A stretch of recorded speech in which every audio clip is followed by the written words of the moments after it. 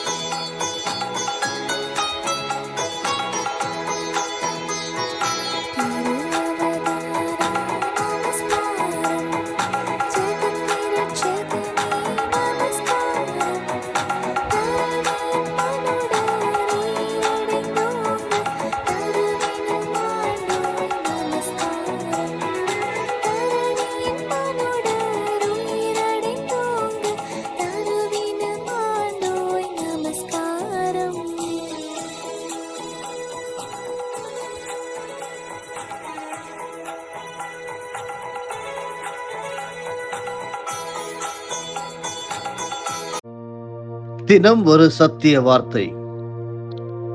கிறிஸ்துவுக்குள் அன்பானவர்களே, நம்முடைய ஆண்டவராகிய இயேசு கிறிஸ்துவின் நாமத்தில் உங்களை வாழ்த்துகிறேன். அருமையானவர்களே, நாம் வாழும் இந்த உலகம் விரைவில் அழிந்துவிடும் என்று அனைத்து மக்களும் பேசும் காலத்தில் நாம் வாழ்கின்றோம். கடவுள் நம்பிக்கை உள்ளவர்கள் மட்டுமல்ல, நாத்திகர்களும் கூட இதையே நம்புகின்றனர். உலகில் நடக்கும் பலவிதமான சம்பவங்களை கண்டும் கேட்டும், சமய நூல்களில் கூறப்பட்டிருக்கும் காரியங்களை படித்தும், விஞ்ஞானிகள் கூறுகின்ற கருத்துக்களை நன்றாக ஆராய்ந்து பார்த்தும் இப்படி கூறுகின்றனர். உலகம் போய்கொண்டிருக்கும் போக்கை பார்த்தால் இது இன்னும் பல ஆண்டுகள் நிலைத்திருக்க முடியாது என்று நாம் உறுதியாக கூறலாம். எப்போது முடிவு வரும், எப்படி வரும் என்பதெல்லாம் பலருக்கும் தெளிவாக தெரியவில்லை. ஆனால் கிறிஸ்தவர்களின் புனித வேதாகமத்தில் உலகம் முடிவுக்கு முன் என்னென்ன காரியங்கள் சம்பவிக்கும் என்று தெளிவாக கூறப்பட்டுள்ளது. அருமையானவர்களே, ஆண்டவராகிய இயேசு கிறிஸ்துவின் இரண்டாம் வருகை குறித்து அறிந்து அதற்கு ஆயத்தப்படுவது மிகவும் முக்கியம் என்பதை இந்த செய்தி நீங்கள் கேட்டு கொண்டிருக்கும் போது நிச்சயமாகவே உணர்வீர்கள். மரணத்திற்கு பின் நாம் வாழப்போகும் வாழ்வே நித்திய வாழ்வு. அந்த வாழ்வை எங்கே வாழப்போகிறோம் என்பதை கேள்வி. அக்கேள்விக்கான பதிலும் இந்த செய்தியிலே நமக்கு இருக்கிறது. உலகத்தின் முடிவும் இயேசுவின் இரண்டாம் வருகையும் என்கிற தலைப்பின் கீழே ஒரு தொடர் போதனையை நாம் கேட்டு வருகிறோம். நீங்கள் ஆசீர்வதிக்கப்பட்டவர்கள். இந்த நாளுக்குரிய வேத தியானத்தின் வசனம் மத்தேயு 24:43 சொல்லிவிட்டிருக்கிறது. நீங்கள் நினையாத நாளிகையிலே மனுஷகுமாரன் வருவார், ஆதலால் நீங்களும் ஆயத்தமாயிருங்கள். இது இயேசு கிறிஸ்து இந்த உலகத்திலே ஊழியம் செய்த போது தன் சீஷர்களுக்கு ஒரு எச்சரிப்பின் ஆலோசனையை கொடுத்தார். உபத்திரவ காலம் என்கிற ஒரு காலம் வருகிறது. அந்த காலத்திற்கு சபையை தப்புவிக்கும்படியாக ஆண்டவருடைய சபை என்பது நீங்களும் நானும், சபையை எடுத்துக்கொண்டு போகும்படியாக இயேசு கிறிஸ்து வருவார். தற்போது இந்த உலகில் வாழ்ந்து கொண்டிருக்கும் நண்பர்களே, இயேசுவின் ரகசிய வருகை என் நேரமும் சம்பவிக்கலாம். அவரோடு செல்ல நாம் ஆயத்தமாக வேண்டும். இந்த ரகசிய வருகையில் இயேசு கிறிஸ்து பூமியில் வந்து இறங்க மாட்டார். மத்திய ஆகாயத்திற்கு வருவார். சபை மத்திய ஆகாயம் என்று அவரோடு கூட சேர்ந்து அதன் பின் அவர் சபையை பரலோகம் கூட்டி செல்வார். பரிசுத்த திருமறையிலே வெளிப்படுத்தின விசேஷத்தில் சபை என்ற வார்த்தை முதல் 3 அதிகாரங்களில் மட்டும் 19 முறை கூறப்பட்டுள்ளது. அதன் பின் உள்ள அதிகாரங்களில் ஒரு முறை கூட கூறப்படவில்லை. ஏனென்றால் சபை பரலோகத்திற்கு எடுக்கப்பட்டுவிட்டது. வெளிப்படுத்தின விசேஷத்தில் 1ஆம் அதிகாரத்தில் இயேசு கிறிஸ்து யோவானிடம் ஆசியாவில் உள்ள 7 சபைகளுக்கும் கடிதம் எழுத சொல்லுகிறார். சீஷர்களின் காலத்தில் தான் சபையானது முதலில் ஆரம்பிக்கப்பட்டது. அதிலிருந்து சபையின் முடிவு காலம் எப்போது என்று பார்த்தால் வெளிப்படுத்தல் 4:1 வசனத்துடன் முடிகிறது. ஏனென்றால் வெளிப்படுத்தல் 4:1 இவைகளுக்கு பின்பு இதோ பரலோகத்தில் திறக்கப்பட்டிருந்த ஒரு வாசலை கண்டேன் என்று வாசிக்கிறோம். இது சபை பூமியிலிருந்து எடுக்கப்பட்டு இயேசு கிறிஸ்துவோடு பரலோகத்தில் நுழைவதை குறிக்கிறது. அந்த வசனத்தில் இங்கே ஏறி வா, இவைகளுக்கு பின்பு சம்பவிக்க வேண்டியவைகளை உனக்கு காண்பிப்பேன் என்று ஒரு சத்தம் கேட்டது. உடனே யோவான் ஆவிக்குள்ளாகி பரலோகம் சென்றார். அங்கே இரகசிய வருகைக்கு பின் பரலோகத்திலும் பூமியிலும் நடக்கவிருக்கும் சம்பவங்கள் அவருக்கு காட்டப்பட்டது. பூமியில் 7 வருட உபத்திரவ காலம் நடக்கும் போது பரலோகத்தில் நடக்கும் 2 சம்பவங்கள். முதலாவது, இயேசு கிறிஸ்து பரிசுத்தவான்களுக்கான வெகுமதிகளை அவர்களுக்கு கொடுப்பார். இரண்டாவதாக, ஆட்டுக்குட்டியானவருடைய கல்யாண விருந்தும் நடக்கும். வெளிப்படுத்தின விசேஷம் 4வது அதிகாரம் வசனம் 2 முதல் வெளிப்படுத்தல் 19:10 வரையிலான வசனங்கள் இந்த பூமியில் நடைபெறும் அந்தி கிறிஸ்துவின் 7 வருட அரசாட்சியையும் உபத்திரவ காலத்தையும் குறிக்கிறது. அருமையானவர்களே, உயிர்த்தெழுதல்களும் நடக்கும் இயேசுவின் 2ஆம் வருகையிலே. அதை குறித்து இன்று சற்று தியானிப்போமா? முதலாம் உயிர்த்தெழுதல். அப்போஸ்தலனாகிய பவுல் இதை குறித்து 1 கொரிந்தியர் 15வது அதிகாரம் வசனம் 20 முதல் 26 விவரித்திருக்கிறார். 1 கொரிந்தியர் 15:20 கிறிஸ்துவோ மரித்தோரிலிருந்து நித்திரை அடைந்தவர்களில் முதற் பலனானார். இரண்டாவதாக 1 கொரிந்தியர் 15:23 பின்பு அவர் வருகையில் அவருடையவர்கள் உயிர்ப்பிக்கப்படுவார்கள், அதாவது இரகசிய வருகையில் உயிர்ப்பிக்கப்படுகிறவர்கள். மூன்றாவதாக வெளிப்படுத்தல் 11 வசனங்கள் 7 முதல் 12 வரையிலும் உபத்திரவ காலத்தினால் தேவனால் அனுப்பப்பட்ட தீர்க்கதரிசிகளான 2 சாட்சிகள் மரித்து உயிரோடு எழுப்பப்படுவார்கள்.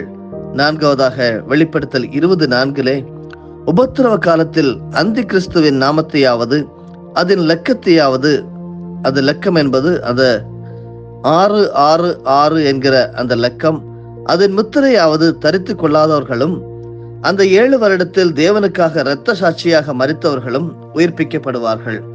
வெளிப்படுத்தல் 20வது அதிகாரம் வசனம் 6 முதலாம் உயிர்த்தெழுதலுக்கு பங்குள்ளவன் பாக்கியவானும் பரிசுத்தவானுமாயிருக்கிறான். இவர்கள் மேல் 2ஆம் மரணத்திற்கு அதிகாரம் இல்லை. இது முதலாம் உயிர்த்தெழுதல்.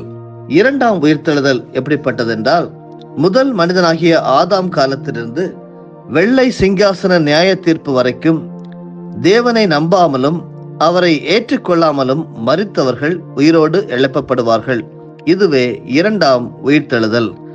இயேசு கிறிஸ்துவின் வெள்ளை சிங்காசன நியாய தீர்ப்பில் மரித்தோராகிய சிறியோரும் பெரியோரையும் தேவனுக்கு முன்பாக நிற்க கண்டேன் என்று வெளிப்படுத்தல் 20வது அதிகாரம் வசனங்கள் 11 மற்றும் 12 நாம் வாசிக்க முடிகிறது. அருமையானவர்களே, நாம் எப்படி இந்த காரியங்களை எளிதாக புரிந்து கொள்ள முடியுமென்றால், உயிர்த்தெழுதல்கள் நடைபெறுகிறது. முதலாம் உயிர்த்தெழுதல் பரிசுத்தவான்களுக்கு, 2ஆம் உயிர்த்தெழுதல் பாவிகளுக்கு என்று சொல்லலாம். இயேசு கிறிஸ்துவின் உயிர்த்தெழுதலின் போது உயிரோடு எழும்பினவர்களின் நிலை என்ன? இயேசு கிறிஸ்து மரித்து உயிர்த்த போது அநேக கல்லறைகள் திறக்கப்பட்டு பரிசுத்தவான்கள் உயிரோடு எழும்பி அநேகருக்கு காணப்பட்டார்கள் என்று மத்தேயு 27வது அதிகாரம் வசனம் 52-53 வசனங்களில் நாம் படிக்கிறோம். கல்லறைகளையும் திறந்தது. நித்திரை அடைந்திருந்த அநேக பரிசுத்தவான்களுடைய சரீரங்களும் எழுந்திருந்தது. அவர் உயிர் தெழுந்த பின்பு இவர்கள் கல்லறைகளை விட்டு புறப்பட்டு பரிசுத்த நகரத்தில் பிரவேசித்து அநேகருக்கு காணப்பட்டார்கள். இவர்கள் கதி என்ன என்று நீங்கள் யோசிக்கலாம். அருமையானவர்களே, இவர்கள் உயிரோடு எழுந்து பலருக்கு காணப்பட்டார்கள் என்று வாசிக்கிறோமே ஒழிய இவர்கள் இயேசு கிறிஸ்துவோடு கூட பரலோகம் சென்றார்கள் என்று வேதம் கூறவில்லை. அப்படி என்றால் அவர்களுக்கு என்ன ஆகியிருக்கும் என்று பார்க்கலாம். எலியா தீர்க்கதரிசி உயிரோடு எழுப்பின விதவையின் மகன், எலிசா தீர்க்கதரிசி உயிரோடு எழுப்பின சுனேமியாளின் மகன், எலிசாவின் எலும்பின் மேல் விழுந்து உயிரோடு எழும்பின மனிதன், இயேசு கிறிஸ்து உயிரோடு எழுப்பின எவ்வீருவின் மகள், லாசரு மற்றும் நாயினூர் விதவின் மகன், பவுல் உயிரோடு எழுப்பின ஐத்திகு, பேதுரு உயிரோடு எழுப்பின தபீத்தாள் போன்றோர் அதன் பின் வாழ்ந்து மரித்தது போல இவர்களும் அதன் பின் வாழ்ந்து மரித்திருப்பார்கள் என்று நாம் புரிந்து கொள்ளலாம். அருமையானவர்களே, இயேசு கிறிஸ்துவின் கல்லறை உலகில் உள்ள எல்லா தலைவர்களின் கல்லறைகளும் மூடப்பட்ட நிலைமையில் அவர்களை அங்கு அடக்கம் பண்ணினதற்கு சான்றாக இருக்கின்றன. ஆனால் ஆண்டவராகிய இயேசு கிறிஸ்துவின் கல்லறையோ இன்றும் திறந்த நிலைமையிலேயே இருப்பது அவர் உயிர் தெழுந்ததற்கு சாட்சியாக இருக்கிறது. எவ்வளவு ஆசீர்வாதமான ஒரு செய்தி! அருமையானவர்களே, இயேசு கிறிஸ்துவின் உயிர்த்தெழுதலின் போது உயிரோடு எழும்பினவர்களின் நிலையை பற்றி இன்று தியானித்தோம். உயிர்த்தெழுதல்கள் நடக்கும் என்று சொல்லியும் நாம் தியானித்தோம். அப்படிப்பட்ட நல்ல செய்தியை கற்றுக் கொடுத்த பரிசுத்த ஆவியானவருக்கு நாம் நன்றி செலுத்துவோமா? நிச்சயமாகவே நல்முடிவு உண்டு. நம்முடைய நம்பிக்கை வீண் போகாது. நான் கிறிஸ்தவத்தை பின்பற்றுகிறேனே, இயேசு கிறிஸ்துவை தெய்வமாக நான் ஏற்றுக்கொண்டுள்ளேனே, அவர்தான் என்னுடைய வாழ்க்கையின் இரட்சகர், அவரே என்னுடைய பரிகாரி, என்னுடைய பாவங்கள் எல்லாம் சிலுவையிலே இயேசு கிறிஸ்துவின் மரணத்தினாலே அது தீர்க்கப்பட்டு விட்டது என்று சொல்லி நம்பி வாழ்ந்து கொண்டிருக்கிறவர்களே, நீங்கள் பாக்கியவான்கள். நித்தியமாக ஆண்டவரோடு நீங்கள் வாழ நீங்கள் தயாராகி கொண்டிருக்கிறீர்கள் என்பதே இந்த செய்தியின் சாராம்சம். நித்திய வாழ்வு என்று உண்டு. அநேகருக்கு அதிலே ஒரு தெளிவு இல்லை. ஆனால் இந்த செய்திகளின் மூலம் வெளிப்படுத்தின விசேஷம், மற்ற காரியங்களை குறித்து உலகின் முடிவும் மற்ற மனிதனின் நம்பிக்கையும் என்கிற தலைப்பிலே நாம் பல காரியங்களை இயேசு கிறிஸ்துவின் 2ஆம் வருகையை குறித்து பரிசுத்த ஆவியானவர் கற்றுத்தந்து கொண்டு இருக்கிறார். ஆண்டவருக்கு நாம் நன்றி செலுத்துவோமா? ஜெபிப்போம். பரலோகத்தின் நல்ல தகப்பனே, ஆண்டவராகிய இயேசு கிறிஸ்துவின் மூலமாக நாங்கள் உம்மிடம் வருகிறோம். உம்முடைய ரகசிய வருகையை குறித்தும் உம்முடைய பகிரங்க வருகையை குறித்தும் அதிலே நடக்கக்கூடிய எடுத்துக்கொள்ளுதலை பற்றியும் உயிர்த்தெழுதலை பற்றியும் நீர் எங்களுக்கு அழகாக கற்றுத்தருகிறீர். உமக்கு ஸ்தோத்திரம். ஆழமான சத்தியத்தை நீர் எளிதாக புரிய வைக்கிறதுக்காக உமக்கு நன்றி. நாங்கள் பாக்கியவான்கள் அப்பா. நித்திய வாழ்வை நாங்கள் சுதந்திரத்துக் கொள்ள இருக்கிறோம். அதற்காக ஸ்தோத்திரம். நாளை மகிழ்ச்சி நாளாக, ஆசீர்வாதத்தின் நாளாக, வெற்றி நாளாக அறிவிக்கிறோம். இயேசுவின் மூலமே பிதாவே, ஆமேன். என் ஆத்துமாவே கர்த்தரை ஸ்தோத்திரி, என் முழு உள்ளமே அவருடைய பரிசுத்த நாமத்தை ஸ்தோத்திரி. என் ஆத்துமாவே கர்த்தரை ஸ்தோத்திரி, கர்த்தர் செய்த சகல உபகாரங்களையும் மறவாதே. ஆமேன்.